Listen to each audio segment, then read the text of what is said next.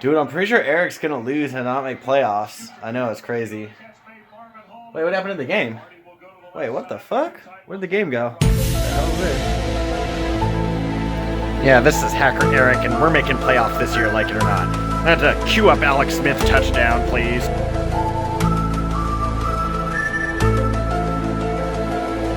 Yeah, that worked really good. Let's queue up another Alex Smith touchdown, please.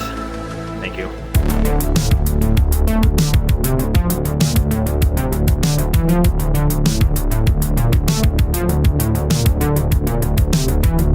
Yeah, we're gonna need a AJ Green touchdown right about now. Thank you.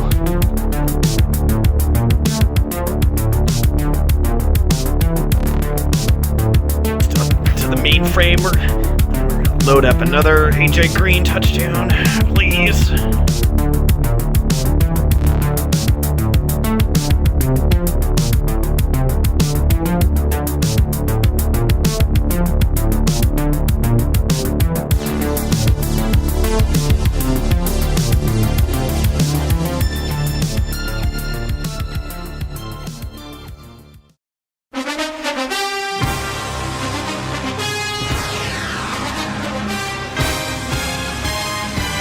First up, we got Ryan against Eric.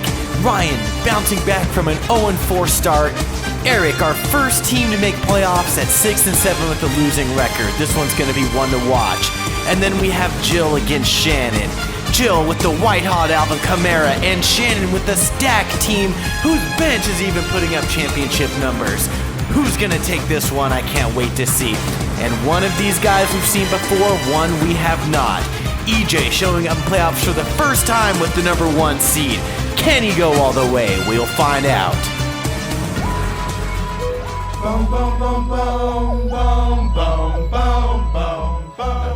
Sam went from league leader to last place in what seemed like a blink of an eye.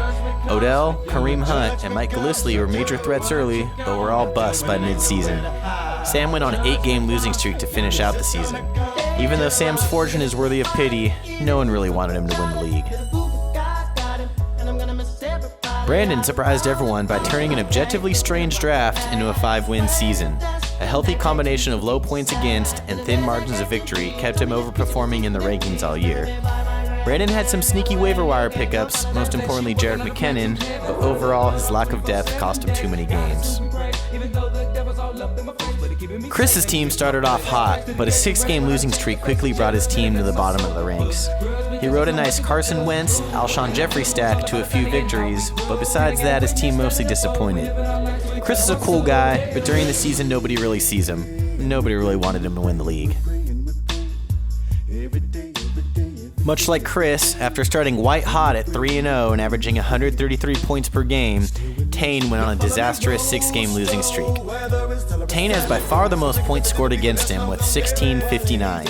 That's 60 more than the next most, Eric, and 260 more than first place Doug. That's essentially an extra 20 points against per game. Despite the tough schedule, Tane was still a game away from making playoffs. Better luck next year.